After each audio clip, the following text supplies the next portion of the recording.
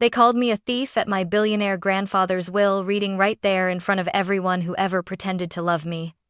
My cousin Brittany stood up first, designer heels planted like she owned the room. "Sophia doesn't deserve a penny," she announced, pointing at me as if I was something sticky on the bottom of her shoe. My father didn't stop her. He nodded. Whispers snapped through the mansion's library like dry branches. My aunt clutched her pearls. My brother stared at the floor. And then the word hit me sharp, humiliating, final: thief. I didn't even get to defend myself before the attorney, Mr. Caldwell, calmly closed the folder and said, "Your grandfather expected this." He turned his laptop toward the big screen.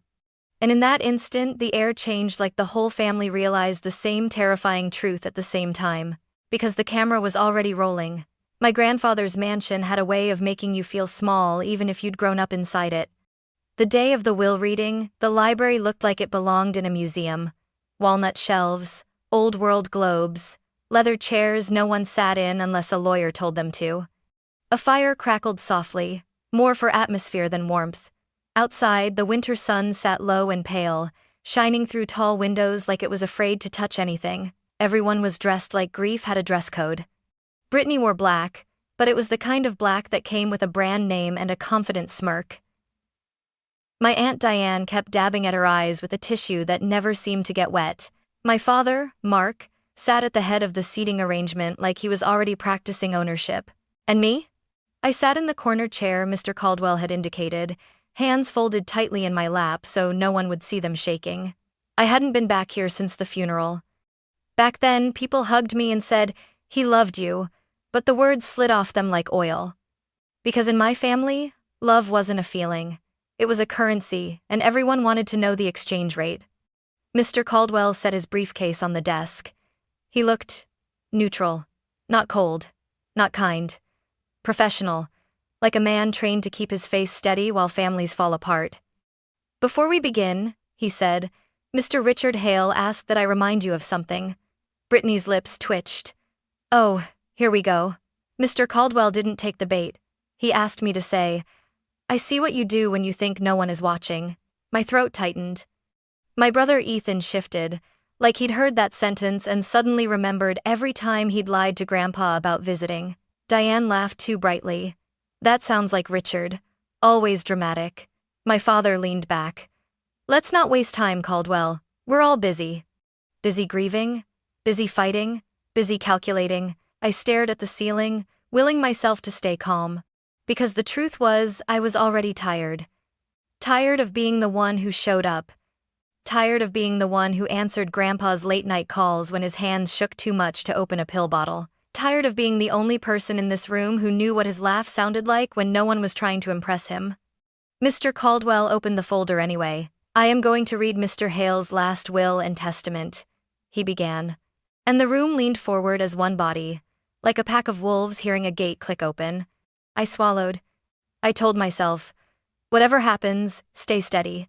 But I didn't know that within minutes they'd try to bury me with a single word, and I didn't know my grandfather had planned for exactly that.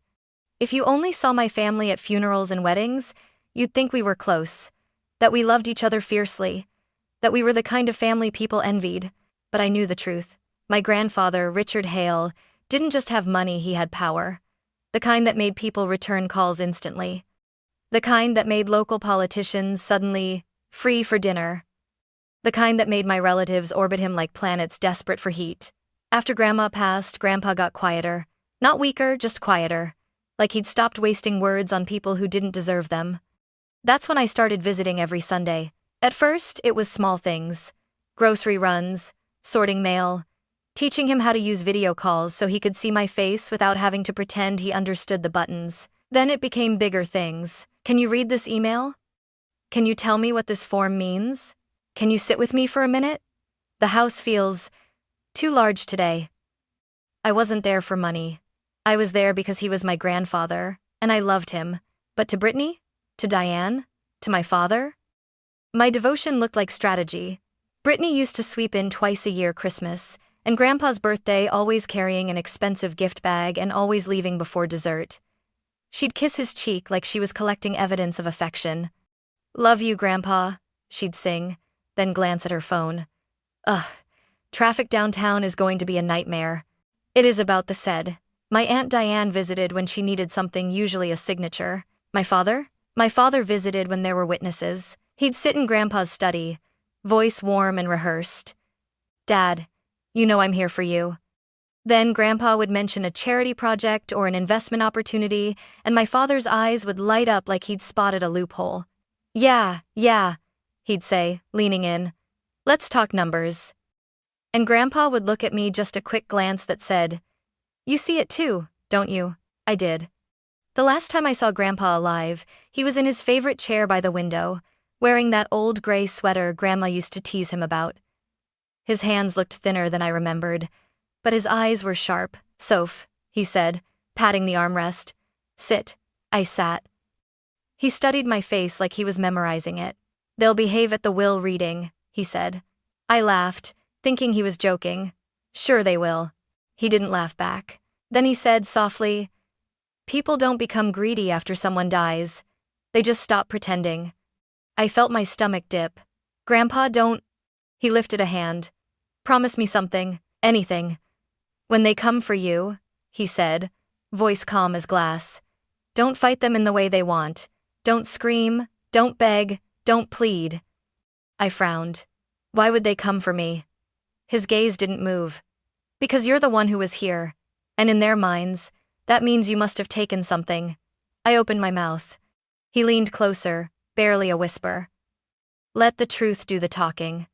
I remember thinking, he's tired, he's imagining problems. But on the day of the will reading, sitting in that library full of polished wood and polished smiles, I realized my grandfather wasn't imagining anything. He was predicting, and he was preparing. Mr. Caldwell adjusted his glasses and began. To my son, Mark Hale.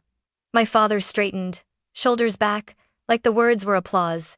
I leave the sum of $200,000 and my father's pocket watch. My father blinked. 200? Brittany's head snapped toward him, eyes narrowed. Diane's lips parted slightly. Ethan's brows lifted.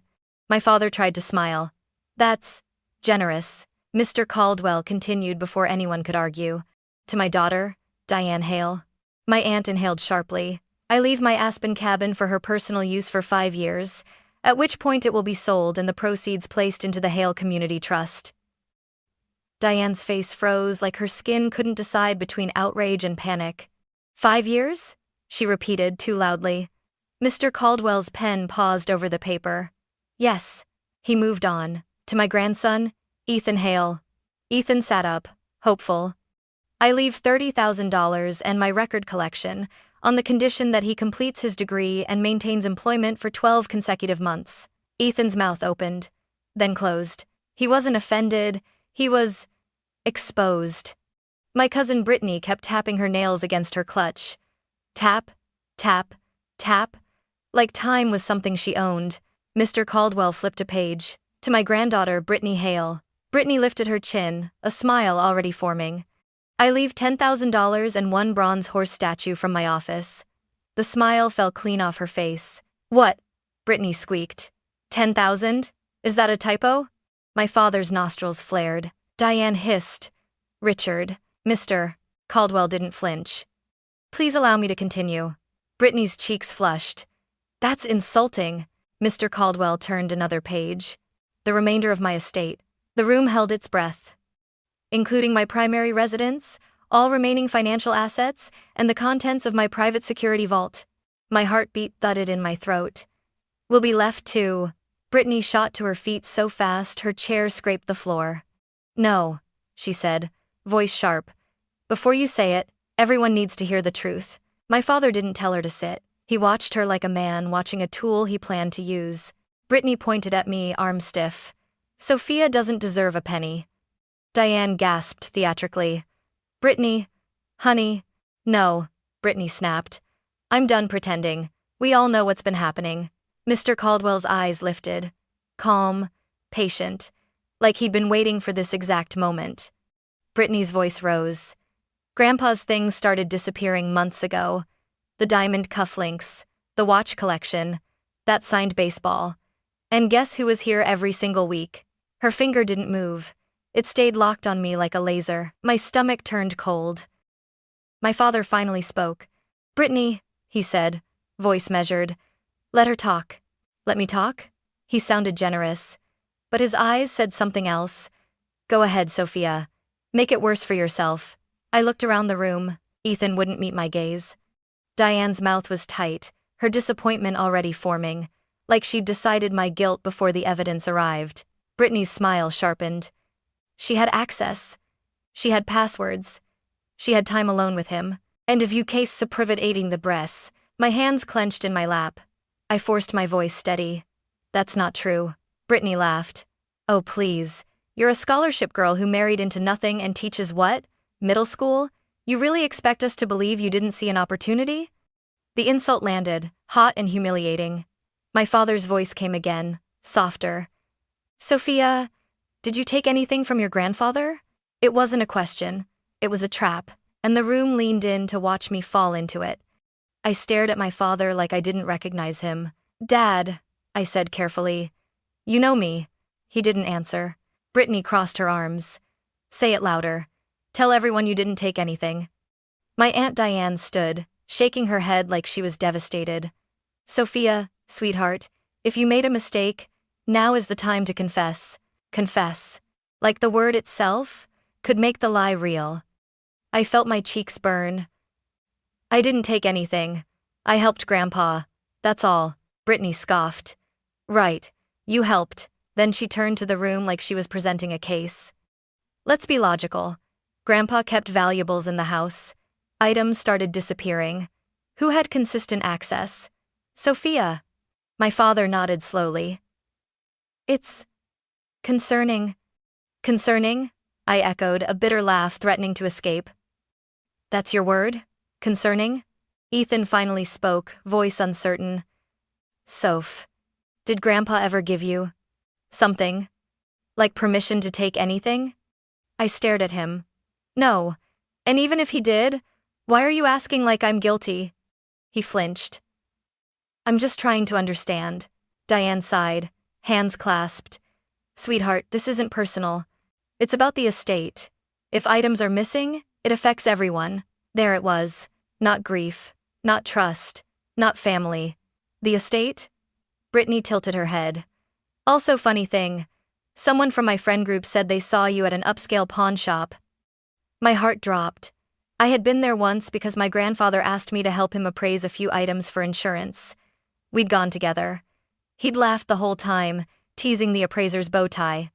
But in this room, with Brittany's eyes gleaming, the truth didn't sound clean. It sounded like an excuse. My father's jaw tightened. "A pawn shop?" "Dad," I said sharply. "Grandpa was with me." Brittany pounced. "Oh, sure. Convenient. Grandpa was with you. Can he confirm that now?" Silence slammed down. I felt something in me crack, not loudly, not dramatically, but like a small internal collapse. Because I realized they weren't confused. They weren't investigating. They were deciding. Mr. Caldwell remained still, watching it unfold as if he were taking notes for a larger plan. Brittany took another step forward. "She doesn't deserve a penny," she repeated, louder. "And if Grandpa left her anything, we contest the will. We argue he was manipulated." Diane gasped. "Manipulated? Richard? Impossible." My father's voice was calm. "People deteriorate in the end, Diane." I whipped my head toward him. He was sharp. My father raised his eyebrows. "Was he? Or were you influencing him?" I stared at him, stunned. Brittany's grin widened. "Exactly." Ethan looked like he wanted to disappear into the carpet. I pushed my chair back and stood, legs trembling. "This is disgusting," I said, voice shaking but loud enough to cut through the whispers. "You all barely visited him. You didn't take his calls. You didn't help him. And now you stand here calling me," Brittany interrupted, almost delighted. "A thief." The word hit again, heavier this time because it came with a chorus of nods. Diane pressed her lips together. "Sophia, if you return what you took, I didn't take anything." My voice snapped, louder than I intended. The room went still, then immediately shifted into judgment, like my raised voice was proof of guilt. Brittany's eyes glittered. "See? Defensive." My father's tone softened, falsely compassionate. Sophia, we can handle this quietly if you cooperate, quietly. Like he was offering mercy. Like he wasn't the one holding the knife of accusation. I felt my hands shaking. I forced them still. Then Mr. Caldwell raised one hand slowly, deliberately. The room obeyed him without realizing it. Enough, he said. His voice was not loud. It didn't need to be. It carried authority built over decades, authority my grandfather had trusted. Everyone looked at him. Brittany folded her arms. Finally, tell her she's not getting anything. Mr. Caldwell's eyes flicked to her, then to my father. Then around the room. I was instructed, he said calmly, to allow this to happen. My stomach tightened. My father narrowed his eyes. What do you mean? Mr. Caldwell closed the will folder carefully. Then he said the sentence that made the room feel suddenly colder. Your grandfather expected this. The shift was immediate. It wasn't just the words. It was the way Mr. Caldwell said them, like he wasn't surprised, like he'd been standing in the rain for hours waiting for the storm to finally arrive. Brittany laughed, but it came out brittle. Okay, and? Grandpa expected us to call out a thief? Mr. Caldwell didn't answer her right away. He opened his briefcase and pulled out a sleek laptop that looked almost insulting among the antique furniture. Diane blinked rapidly. What is that for? Mr. Caldwell set the laptop down and connected it to the large screen mounted above the fireplace installed last year, ironically, at my father's insistence. He needs modern technology, my father had said back then, like he was doing Grandpa a favor. Now my father stared at the cables with a look that wasn't curiosity. It was fear. I felt my pulse hammering. Mr. Caldwell? He glanced at me, and for the first time that day, his expression softened. Sophia, he said gently, your grandfather asked me to tell you. You did exactly what you were supposed to do. I swallowed. What does that mean? Brittany snapped. Don't talk to her like she's a victim. My father's voice sharpened. Caldwell, are you saying my father left instructions about this? Mr. Caldwell's fingers moved across the keyboard. Yes. The screen lit up with a folder labeled, Hale Evidence Archive. A strange sound came from the room, someone inhaling too fast. Diane's hand flew to her mouth. Brittany leaned forward, eyes narrowing. What is that? Mr. Caldwell clicked, and the folder opened. Inside were dozens of files, each labeled with dates and times. My father stood. Hold on. Are you recording people in this house? Mr. Caldwell's voice stayed calm. Your father recorded his own property. Perfectly legal. Brittany's voice rose. That's an invasion. Mr. Caldwell looked at her. Mr. Hale suspected he was being robbed. Silence. The word robbed landed like a heavy book dropped onto a table. Brittany's cheeks drained of color, then flushed again. That doesn't mean anything. He was paranoid. Old people get paranoid. My father's gaze snapped to Brittany. Stop talking. Brittany's mouth opened, then shut. For the first time, she looked uncertain. Mr. Caldwell turned back to the will folder and read, slowly, clearly. The remainder of my estate will be left to the person who helped me expose the thief, and who showed up when the rest of you only showed interest. Brittany scoffed. Cryptic nonsense. Mr. Caldwell's eyes lifted. Not cryptic, precise. He clicked a file. The screen switched to black, then to a camera angle of the mansion's hallway, wide, clear, time-stamped. My throat tightened as I recognized the view. That was the hallway outside my grandfather's private study. Mr. Caldwell said, this footage is from 3 months ago. Tuesday, 2:18 p.m., Tuesday. I would have been at school, teaching. On the screen, the front door opened, and Brittany walked in, not in a holiday outfit, not dressed for a family visit. She moved fast, head down, hood up, like someone entering a place they didn't want to be seen. Diane gasped, a small, strangled sound. Brittany's voice cracked. That's not. The camera angle switched to another room, my grandfather's study.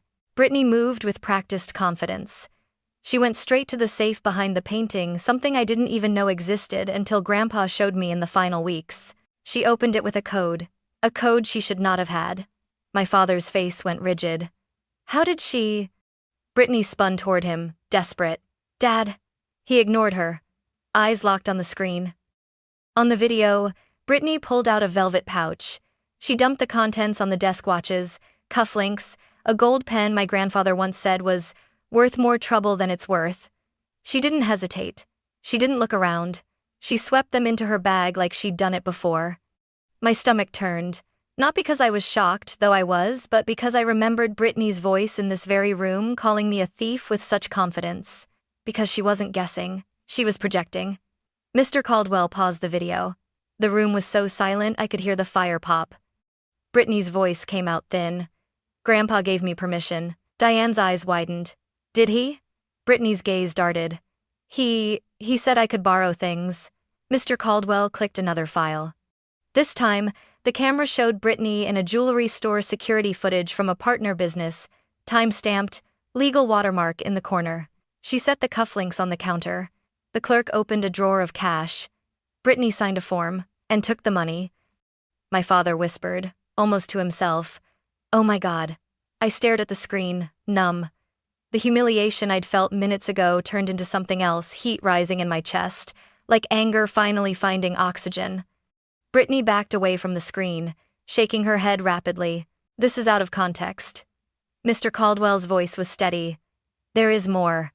My father snapped. "How much?" Mr. Caldwell looked at him. "We'll get there." He clicked another file. The screen now showed the kitchen, my grandfather's kitchen, where I used to make tea for him and listen to his stories. Two people sat at the table, Brittany and my father. My breath caught. My father stepped forward instinctively, like he could physically block the image. But the video was already playing. On the screen, my father leaned in, voice low, conspiratorial. "Once we make them believe it's Sophia," he said, "the will won't stand." Brittany nodded. "Diane already suspects her. I've been feeding it gently. People love a martyr story, especially when it's me." My father's voice continued, cold and calculated. "The vault alone is worth millions. If Dad leaves it to her, we contest. We claim undue influence. We say she manipulated him." Brittany laughed softly. "And the missing items?" My father shrugged in the video. "Insurance. Chaos. A distraction. Everyone will focus on Sophia defending herself instead of asking why things were missing in the first place." My body went still. I couldn't breathe. On the screen, Brittany sipped coffee like she wasn't planning to destroy me. "What about Ethan?" she asked. My father smirked. "Ethan will follow the crowd. He always does." My brother's face crumpled. Brittany asked, "And if Caldwell tries something?" My father leaned back. "Caldwell works for Dad, not her." The lie was almost funny, because Mr. Caldwell stood in front of us now, calm as stone, proving exactly who he worked for. Mr. Caldwell paused the video.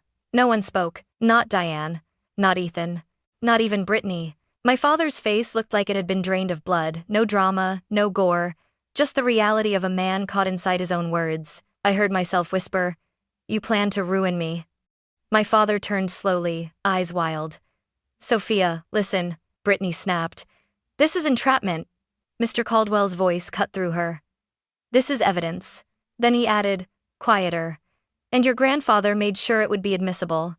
The final click of the mouse sounded louder than a gavel. Mr. Caldwell opened one last file. "This," he said, "is your grandfather." The screen changed to my grandfather sitting in his favorite chair, same chair by the window, same gray sweater. He looked older than I remembered, but his eyes were sharp. Unmistakably Richard Hale. He stared straight into the camera like he was staring straight through us. "If you're watching this," he said, voice calm, "then I'm gone." Diane let out a small sob that sounded more like guilt than grief. My grandfather continued, "I want to start with something simple. I loved my family. I loved you all. But love does not excuse betrayal." Brittany's knees seemed to wobble. She gripped the back of a chair. My father's jaw clenched so tight I could see the muscle jump. Grandpa's gaze didn't waver. "For months, items have disappeared from my home. I knew who took them." Brittany shook her head. "No." Grandpa raised a hand in the video, as if he could silence her across time. "And I knew what you planned to do next," he said. My throat tightened. He turned his eyes slightly, like he was looking at me. "Sophia," he said softly, and I felt something in my chest break open.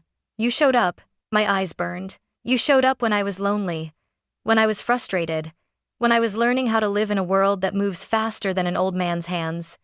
A small smile flickered on his face. You never asked me for money. You never asked me for favors. You asked me if I'd eaten. You asked me if I'd slept. You asked me if I wanted tea. He paused, breath steady. That's why you will have what you need to build the life you told me you dreamed about. I heard Brittany whisper, frantic. He can't? Grandpa's voice sharpened. To the ones who took from me, he said, and then tried to take something worse, Sophia's reputation. Hear me clearly. The room felt like it was shrinking around us. Greed doesn't start in your hands, he said. It starts in the stories you tell yourself to justify what you do. My father's face contorted. Dad. Grandpa kept going. Mark, Brittany. You thought you were clever. Brittany flinched at hearing her name from the dead. You thought you could create a villain so the family would rally around you, Grandpa said. You chose Sophia because she is kind. Because she avoids conflict. Because she doesn't play your games. My stomach twisted. Tears blurred my vision. Grandpa's voice softened again. Sophia, sweetheart, you were never weak. You were simply decent in a room full of people who mistake decency for stupidity. Ethan made a choking sound. Oh God. Grandpa looked back to the camera. I've already provided copies of this evidence to my attorney. And yes, law enforcement has been advised where appropriate. His video stack says. Brittany snapped. He can't do that. Mr. Caldwell didn't even glance at her. He can. He did, Grandpa continued. I want restitution. I want accountability. But I don't want this family destroyed by screaming and cruelty. He paused. I want the truth. Clean, clear, unavoidable. He leaned forward slightly, eyes narrowing with that familiar look, the one that used to silence a room full of executives. So here is what will happen. My heart pounded. The person who returns what was taken, cooperates with the investigation, and makes genuine amends, will be spared the harshest consequences available. Brittany's breath hitched, like she'd been handed a lifeline and was afraid to grab it. Grandpa's voice stayed firm. The person who denies, threatens, or attempts retaliation will meet the full weight of the law. Retaliation. My skin prickled, because even now, even with evidence on the screen, I could feel my father's anger like heat. Grandpa's expression softened again. Sophia will receive the estate, including the mansion, the financial assets, and the private vault. She will also receive my legal team's support to ensure she is protected. This is not charity. This is justice. Diane collapsed back into her seat, whispering, Richard. Grandpa's eyes held the camera. To the rest of you. If you want to be in Sophia's life, you will show up. Not with demands. Not with excuses. With effort.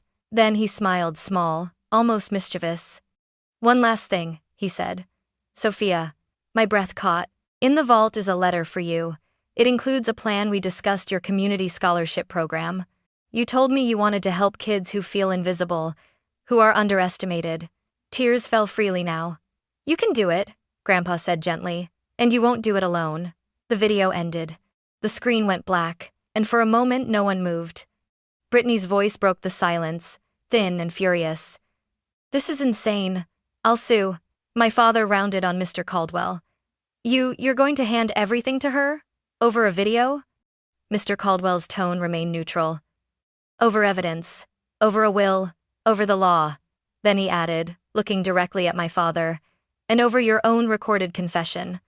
My father's eyes snapped to me. I expected hatred. But what I saw was panic because he knew the game was over. And suddenly, for the first time in my life, I wasn't the one trapped. He was. The next minutes felt unreal, like the world had slowed down to force every consequence to land properly. Mr. Caldwell closed the laptop with a quiet click. I'm going to be very clear, he said. This is not a family debate. This is a legal matter. Brittany took a step forward, voice high. You can't just...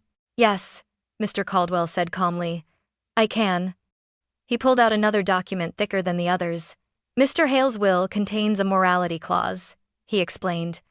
Any beneficiary who steals from him, conspires to commit fraud, or attempts to frame another beneficiary forfeits their inheritance. 8. Diane stared at her hands, shaking. Mark, tell me this is a misunderstanding. My father swallowed. Diane, shut up. Ethan flinched at the harshness. Brittany's face twisted. Fine. Fine. I'll return it. I'll return everything. Just don't call the police. Mr. Caldwell nodded once. Cooperation will be noted. Then he turned slightly toward the door. Detective Rivera, he called. My breath caught.